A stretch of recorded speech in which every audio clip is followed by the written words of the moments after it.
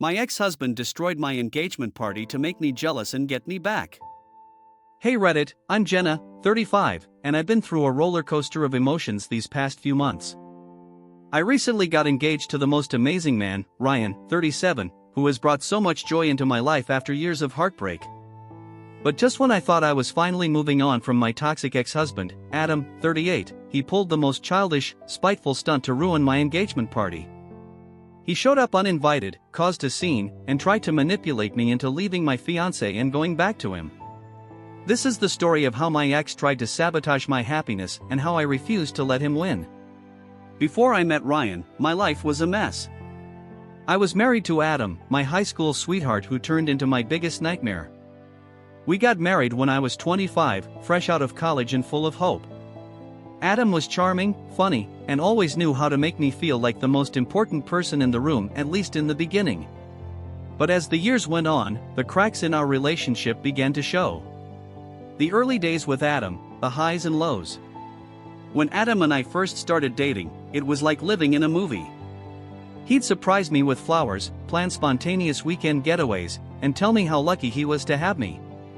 We were inseparable, and everyone around us thought we were the perfect couple. I was completely swept off my feet, convinced that Adam was my forever. Adam was that guy everyone loved at first.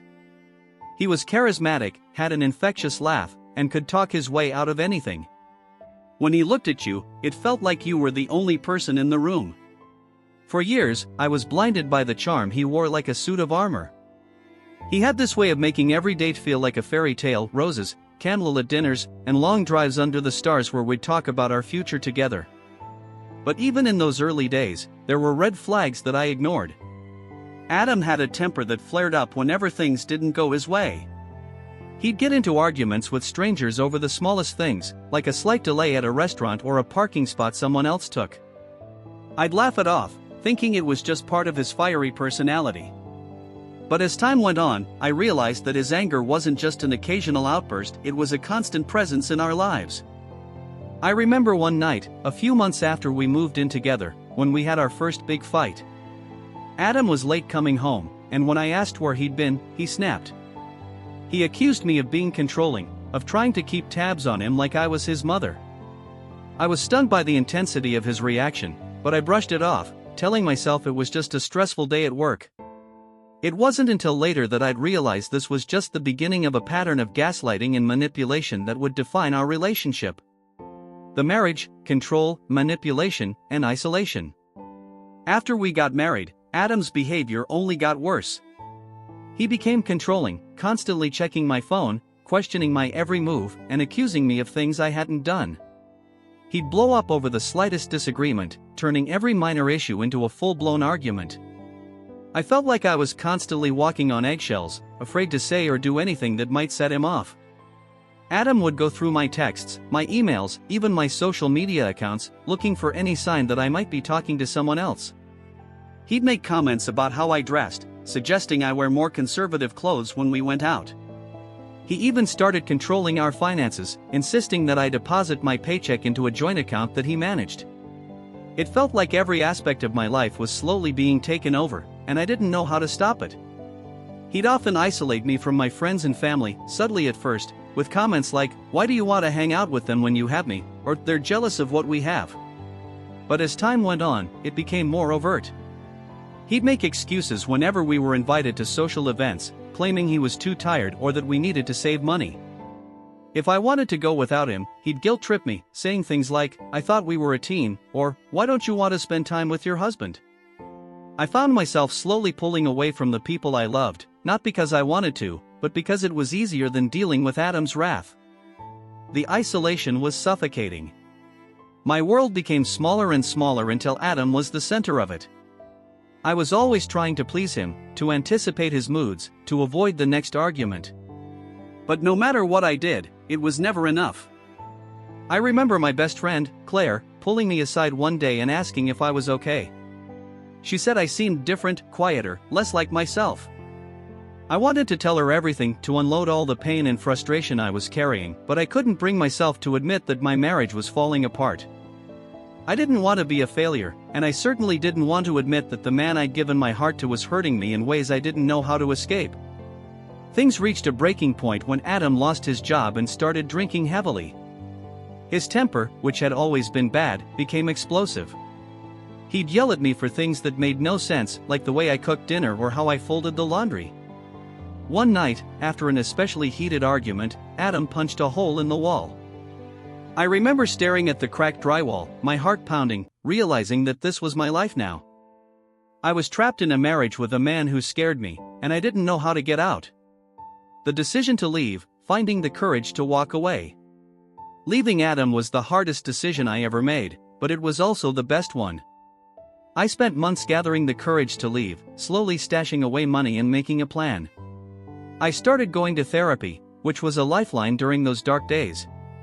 My therapist helped me see that I wasn't crazy, that Adam's behavior was abusive, and that I deserved so much more than the life I was living. I began secretly looking for apartments and researching divorce attorneys. Every step felt like I was tiptoeing through a minefield, terrified that Adam would find out what I was planning. I'd hide cash in an old shoe in my closet, telling Adam that work was paying me late when he asked why my paycheck seemed smaller than usual. I felt guilty for lying, but I knew it was the only way to protect myself. One night, after another explosive fight where Adam had thrown a glass against the wall, narrowly missing me, I knew I couldn't stay any longer. I packed a bag, called Claire, and left while Adam was passed out on the couch. I felt a mix of fear, sadness, and an overwhelming sense of relief as I drove away from the house that had felt more like a prison than a home. The divorce was messy. Adam tried everything to make my life miserable. He dragged out the proceedings, spread lies about me to our mutual friends, and even tried to sabotage my job by showing up at my workplace and causing a scene. He'd send me threatening messages, saying I'd never find anyone better than him and that I was nothing without him. But I refused to let him break me. I leaned on my friends, my therapist, and my own inner strength to get through it. And when the divorce was finally finalized, I felt like I could breathe again. I was free. After the divorce, I spent a lot of time focusing on myself. I traveled, picked up new hobbies, and reconnected with the friends and family I had been cut off from during my marriage. I started to rebuild my life, slowly but surely, and learned to love myself again. I promised myself that I would never let anyone treat me the way Adam had. Reclaiming my life, rediscovering myself. The first year after the divorce was a journey of self-discovery. I moved into a cozy little apartment, filled it with plants and art that made me smile, and created a space that was mine alone. It was the first time in years that I felt truly independent. I took up painting again, something I hadn't done since college, and found solace in the colors and brushstrokes that allowed me to express all the emotions I had bottled up inside. I started going to the gym, not to lose weight or change myself, but to feel strong and connected to my body again. I joined a yoga class, where I learned to breathe through my anxiety and embrace the peace that had been missing from my life for so long. I met new friends who encouraged me to try new things, like hiking, salsa dancing, and even a pottery class that ended with more clay on me than on the wheel. I also threw myself into my career, taking on new challenges and pushing myself in ways I hadn't before. I worked late, volunteered for big projects, and found a new sense of purpose in my job. My boss noticed my dedication, and within a year, I was promoted to a management position I had only dreamed of before. For the first time, I was proud of myself, proud of the woman I was becoming, not because of anyone else, but because of my own hard work and determination. I traveled whenever I could, exploring places I had always wanted to see but never had the chance to visit. I went to Italy with Claire, where we ate our weight in pasta and drank wine on the steps of ancient cathedrals. I took a solo trip to Bali, where I spent days meditating on the beach and nights dancing under the stars with strangers who became friends. Every trip was a reminder that the world was so much bigger than the pain I had left behind, and I was ready to embrace it. Meeting Ryan, a breath of fresh air. I wasn't looking for love when I met Ryan. We bumped into each other at a mutual friends party, and from the moment we started talking, there was an instant connection. Ryan was kind, attentive, and genuinely interested in getting to know me. He made me laugh in a way I hadn't laughed in years, and I found myself opening up to him without the fear that had always been present with Adam. Ryan was different from anyone I had ever dated. He was down to earth, had a dry sense of humor, and was passionate about his work as a software engineer. He didn't try to impress me with grand gestures or flashy gifts. Instead, he won me over with his quiet confidence, his thoughtfulness, and the way he always seemed to know exactly what I needed even when I didn't know it myself. Our first date was at a little coffee shop in the city. We sat and talked for hours, losing track of time as we shared stories about our lives, our dreams, and the things that made us who we were. Ryan listened with genuine interest, asking questions that made me feel seen and understood. He never once judged me for my past, and when I hesitantly mentioned my divorce, he simply nodded and said, "That must have been really hard. But I'm glad you're here now." We started dating casually, and as the months went by, I realized that Ryan was different from anyone I had ever been with. He treated me with respect, valued my opinions, and never once made me feel like I had to prove myself. For the first time in a long time, I felt seen and loved for exactly who I was. Ryan was the opposite of Adam in every way. He was patient, never raised his voice, and always made me feel like I was his equal. When I had a bad day, he'd show up with my favorite takeout and a bottle of wine, ready to listen without judgment. He didn't try to control me or dictate my choices, he simply supported me, lifting me up in ways I didn't even know I needed. The proposal, a moment of pure joy. After 2 years of dating, Ryan proposed during a weekend getaway to the mountains. It was a simple, beautiful moment that felt perfect in every way. We were sitting on a balcony, watching the sunset over the hills, when Ryan pulled out a ring and asked me to marry him. There were no grand gestures, no elaborate speeches, just a heartfelt promise of love and commitment. I said yes without hesitation, tears of joy streaming down my face as Ryan slipped the ring onto my finger. It was a moment I had dreamed of but never thought I'd experience again after Adam. I felt like I was finally getting my second chance at happiness, and I couldn't wait to start this new chapter with the man I loved. Ryan and I spent the rest of the weekend celebrating, talking about our future, and planning our life together. We wanted a small wedding with our closest friends and family, followed by a honeymoon exploring Europe. Everything felt right, and for the first time in a long time, I felt like I was exactly where I was meant to be. When we got back, we announced our engagement to our friends and family, and the outpouring of love and support was overwhelming. Everyone who knew us could see how happy Ryan made me, and it felt amazing to finally share our joy with the people we cared about. I was on cloud 9, and nothing could bring me down except, of course, Adam. Adam's reaction, a storm brewing. I had tried to keep my distance from Adam after the divorce, but he still lingered on the edges of my life. He'd occasionally send me texts, mostly harmless things like asking about the dog we'd shared or commenting on a photo he saw on social media. I kept my responses short and polite, not wanting to engage more than necessary. But when Adam found out about my engagement, his tone changed. He started sending longer messages, reminiscing about our past and hinting that he missed me. At first, I ignored them, but as the messages became more frequent, I could sense that he was spiraling. He'd write things like, "I hope Ryan makes you happy, but no one will ever love you like I did, and I've been thinking a lot about us lately. I'm not sure I ever got over you." The texts went from wistful to increasingly desperate. Adam would talk about our good old days as if they were some kind of magical time that I should be longing for. He'd ask if I remembered specific moments, like our first road trip or the time we got caught in the rain and danced like fools in the parking lot. It was manipulative, nostalgic in a way that was meant to pull me back in. I didn't respond. I didn't want to give Adam any more space in my life. I had moved on, and I was happy, something Adam had never truly been able to give me. But his messages left me uneasy, like a storm cloud brewing on the horizon that I couldn't quite ignore.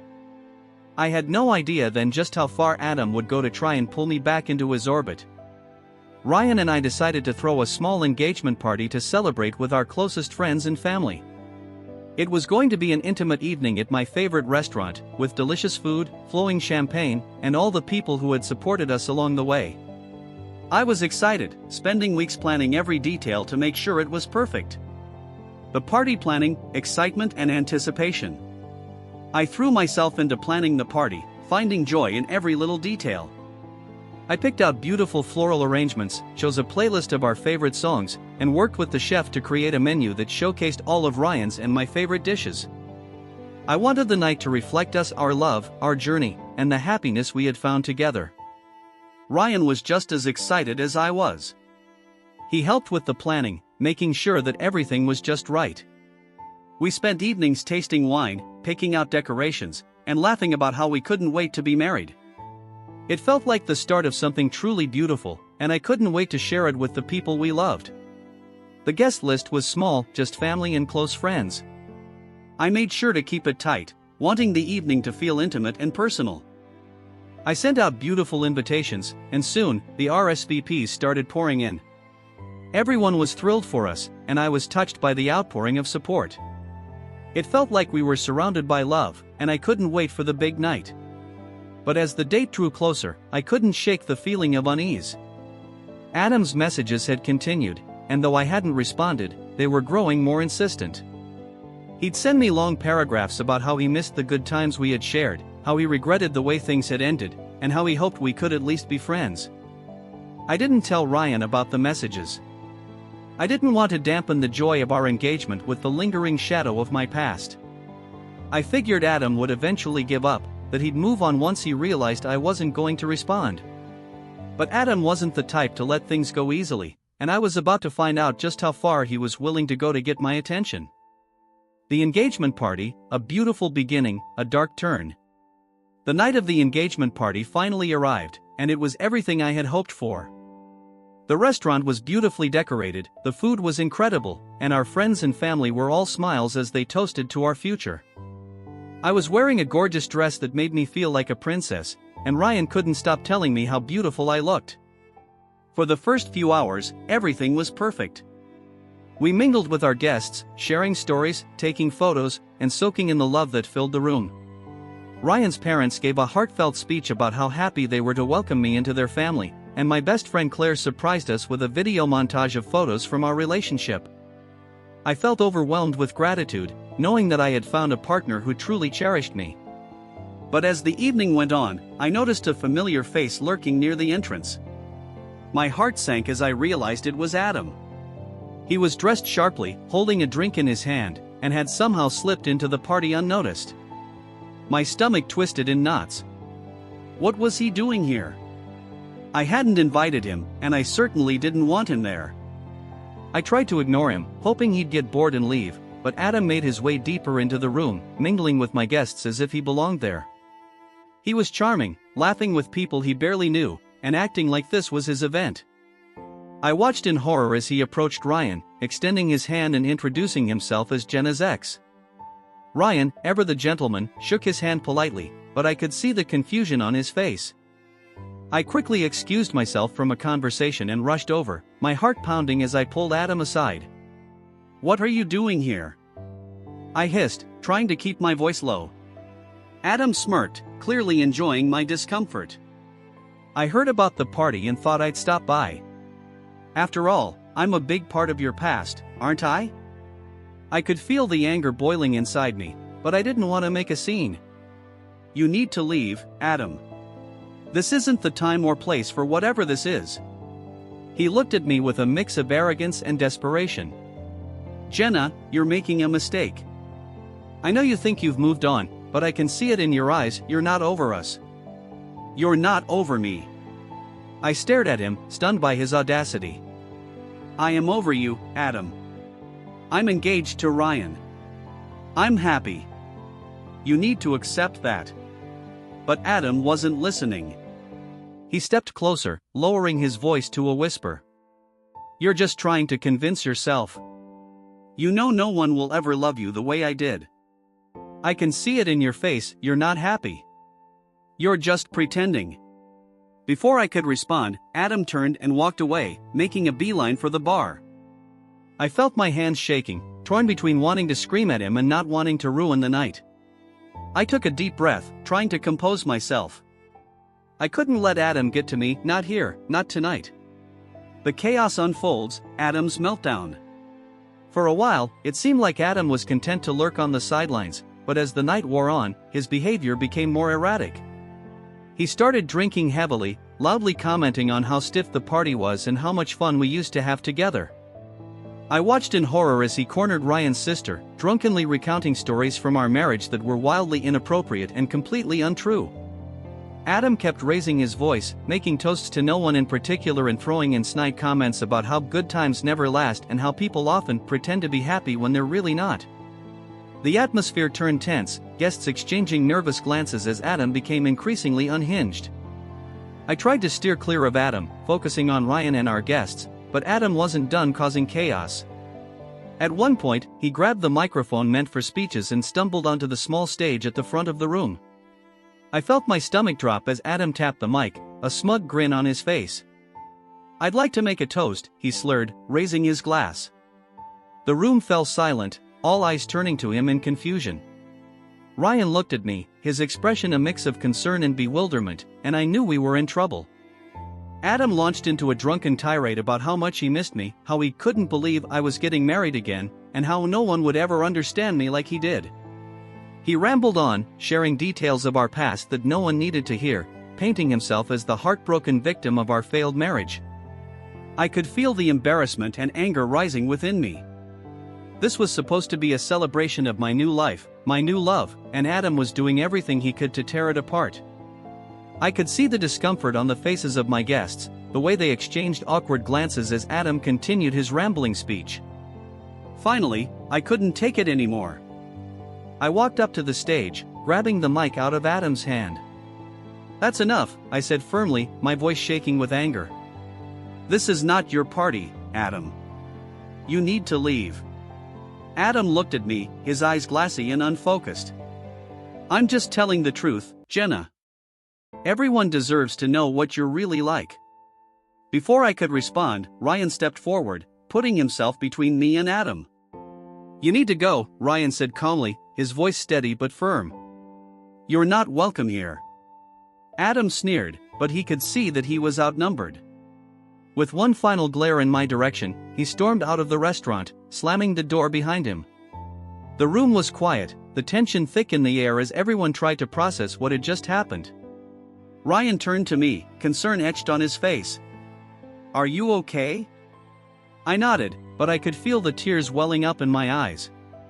"I'm sorry," I whispered, feeling like Adam had managed to ruin yet another moment of happiness in my life. Ryan hugged me, his arms wrapping around me protectively. "It's not your fault, Jenna. He's the one who's out of control.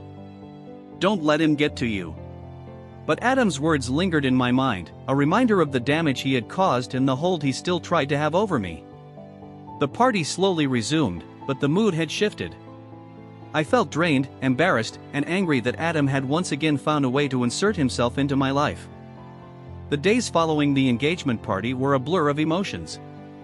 I was angry at Adam for crashing the party, embarrassed that he had caused a scene, and frustrated that his actions had once again overshadowed my happiness. I felt like I was right back in the toxic cycle I had fought so hard to escape. Dealing with Adam's manipulation, the unwanted apology.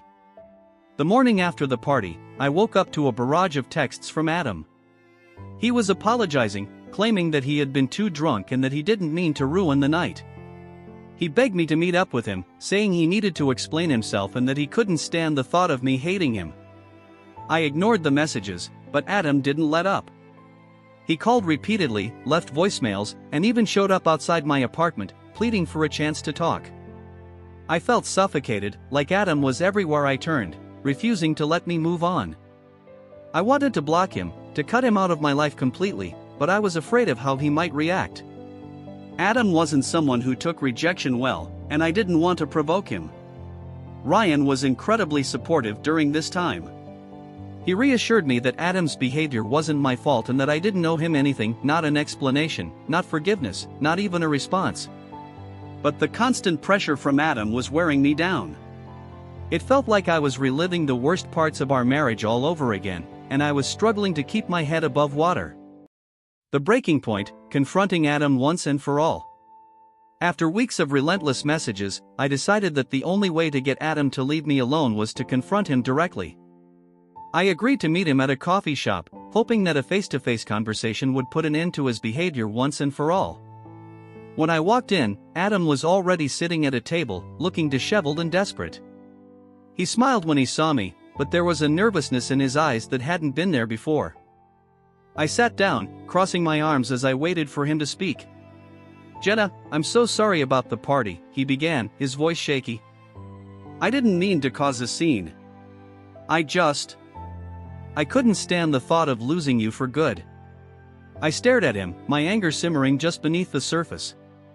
"Adam, you already lost me. A long time ago. I'm not coming back. You need to accept that and move on." Adam's face fell, and he ran a hand through his hair, clearly struggling to find the right words. I don't understand. We had so much history. I thought maybe, if I reminded you of what we had, you'd realize we're meant to be together." I felt a surge of frustration. "Adam, what we had was toxic. You were controlling, manipulative, and you hurt me more than anyone ever has." "I'm happy now, and you need to let me be happy. You need to let me go." Adam looked down, his shoulders slumping in defeat. For the first time, I saw a glimpse of the man I had once loved, the vulnerability, the fear of being alone. But it wasn't enough to make me forget the years of pain he had caused. I had moved on, and I wasn't going to let him drag me back into the past. "I'm sorry," he said quietly, his voice barely above a whisper. I don't know how to be without you." I stood up, feeling a sense of finality that I had been craving for so long. "That's not my problem anymore, Adam. You need to figure out how to be okay on your own. I wish you the best, but I can't be part of your life anymore." With that, I walked out of the coffee shop, leaving Adam behind for good. I felt a mix of sadness and relief, but more than anything, I felt free. I had finally confronted the ghost of my past, and I was ready to move forward with my life, with Ryan, with our future, and with the peace I had fought so hard to find. After that final confrontation with Adam, I felt like a weight had been lifted off my shoulders. I knew he wouldn't stop missing me overnight, but I hoped that facing reality would help him finally move on. More importantly, I was ready to focus on my own happiness, without the shadow of my past hanging over me. Embracing my new life with Ryan. Ryan and I continued to plan our wedding, and every detail felt like a celebration of the life we were building together. We chose a beautiful outdoor venue, found the perfect dress, and picked out our favorite songs for the ceremony. Every moment felt like a step closer to the future I had always dreamed of. Ryan was my rock through everything. He never once made me feel guilty about Adam's behavior, and he always reminded me that I was loved, valued, and worthy of the happiness I had found. He helped me see that I wasn't defined by my past, that I was so much more than the pain Adam had caused. We spent weekends exploring new places, trying new foods, and making memories that were ours alone. Ryan's love was patient and kind, never rushed or demanding. He made me feel safe in a way I hadn't felt in years, and I knew without a doubt that he was the person I was meant to be with. Ryan and I began creating traditions of our own. Every Sunday, we'd make breakfast together, pancakes with fresh berries, scrambled eggs, and coffee brewed just the way we liked it. We'd spend lazy mornings talking about everything and nothing, savoring the simplicity of being in each other's company. It was these quiet moments, more than any grand gesture, that made me fall in love with him all over again. Building a support system. I also leaned on my friends and family, who rallied around me during the difficult times. Claire, my best friend, was my confidant, always there to listen and offer advice. She reminded me that I was stronger than I realized and that I didn't have to carry the weight of Adam's actions alone. Claire and I started having regular girls' nights, sometimes just the two of us, and other times with a larger group of friends. We'd get together, drink wine, and talk about everything from work drama to relationship woes. Those nights were a reminder that I wasn't alone, that I had people in my life who loved me unconditionally and wanted nothing but the best for me. I started going back to therapy, working through the lingering trauma of my past and learning how to set boundaries. My therapist helped me understand that it was okay to prioritize my own well-being, that I didn't have to be responsible for Adam's feelings or his inability to move on. I was allowed to protect my peace, and that was a lesson I needed to hear. Ryan's family also became a huge source of support. His parents, who had been nothing but welcoming from the start, went out of their way to make me feel like part of the family. They invited me to dinners, celebrated my achievements, and offered a level of warmth that I hadn't experienced in a long time. It was healing to be surrounded by people who genuinely cared, who didn't judge me for my past but embraced me for who I was. Reclaiming my joy. As the months went by, I found myself embracing joy in ways I hadn't before. I took up painting again, something I had stopped doing during my marriage to Adam. It was therapeutic, a way to express the emotions I had kept bottled up for so long. I painted landscapes, abstracts, and even a few portraits of Ryan and our dog, Toby. It was like rediscovering a part of myself that I had lost, and it felt amazing. I also started a new job in marketing, a role that challenged me and gave me a sense of purpose. I threw myself into my work, finding fulfillment in the projects I took on and the people I worked with. My confidence grew, and I began to see myself not just as a survivor, but as someone who was thriving.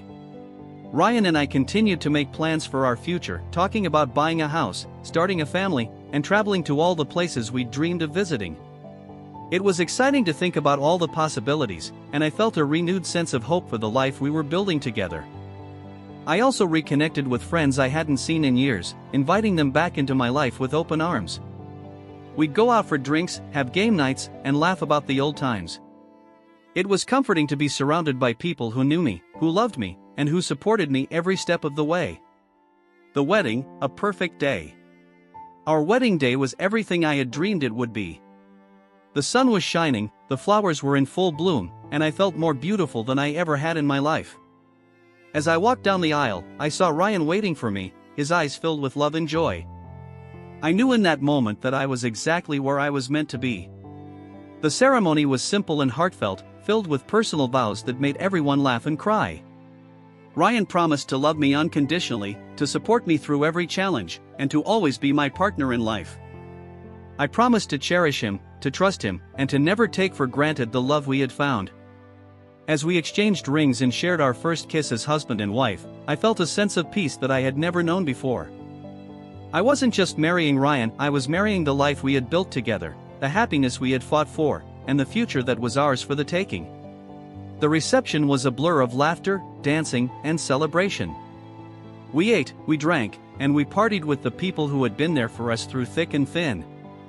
I danced with my mom, with Ryan's dad, and even with Claire, who twirled me around the dance floor until we were both breathless with laughter. And as the night came to a close, Ryan and I snuck away for a quiet moment together, sitting on a bench overlooking the ocean. He wrapped his arm around me, and we watched the stars, content in the knowledge that we had made it through the worst and come out stronger on the other side. "I love you," Ryan said, kissing my forehead. "Thank you for choosing me." I smiled, leaning into him. "Thank you for being worth the choice." Looking back on everything I had been through, I realized how far I had come. I had survived a toxic marriage, found the strength to leave, and rebuilt my life on my own terms. I had found love again, not just with Ryan, but with myself. And I had learned that my past didn't define me, it was simply part of my story, a chapter that had shaped me but didn't determine my future. Reflecting on the past. There were still moments when I'd think about Adam, about the years I had lost, the pain I had endured, and the person I had been when I was with him. But those memories no longer held the power they once did. I had faced my demons, stood up for myself, and refused to let Adam's actions dictate my happiness. I had also learned to forgive, not for Adam's sake, but for my own. I forgave myself for staying as long as I had, for not recognizing the red flags sooner, and for the times I had let fear keep me from leaving. I forgave Adam, too, not because he deserved it, but because I needed to let go of the anger that had weighed me down for so long. Embracing the future. Ryan and I continued to build our life together, each day better than the last. We bought a cozy little house with a big backyard, perfect for summer BBQs and lazy afternoons. We traveled, explored, and made memories that were ours alone. We laughed often, loved deeply, and never took a single moment for granted. I found joy in the everyday, cooking dinner with Ryan, taking Toby for walks, and curling up on the couch with a good book. I found purpose in my work, passion in my art, and peace in the quiet moments of reflection. I was no longer defined by my past, but by the strength I had found in overcoming it. I also continued to share my story, hoping that it might help others who were going through their own struggles.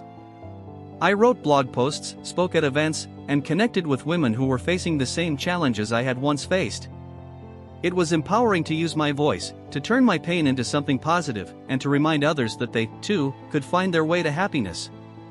A final message to Adam.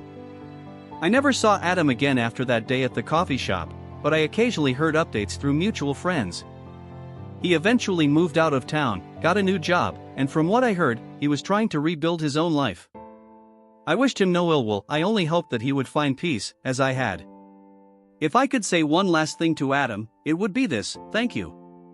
Thank you for showing me what I didn't want, for teaching me to recognize my own worth, and for pushing me to find the strength I never knew I had. Thank you for being a part of my journey, even if it wasn't the journey I had planned. And most of all, thank you for letting me go, because it allowed me to find the love and happiness I deserved. Thank you, Reddit. Thank you for listening, Reddit. Sharing my story has been a cathartic and healing experience, and I hope it resonates with anyone who's been through something similar. Life doesn't always go the way we expect, but we have the power to rewrite our stories, to choose happiness, and to embrace the love that's meant for us. I've learned that we are not defined by our past relationships, our mistakes, or the people who try to bring us down. We are defined by our resilience, our courage, and our capacity to heal. And no matter what, we deserve to be happy. So here's to new beginnings, to finding our way, and to never letting anyone dull our sparkle.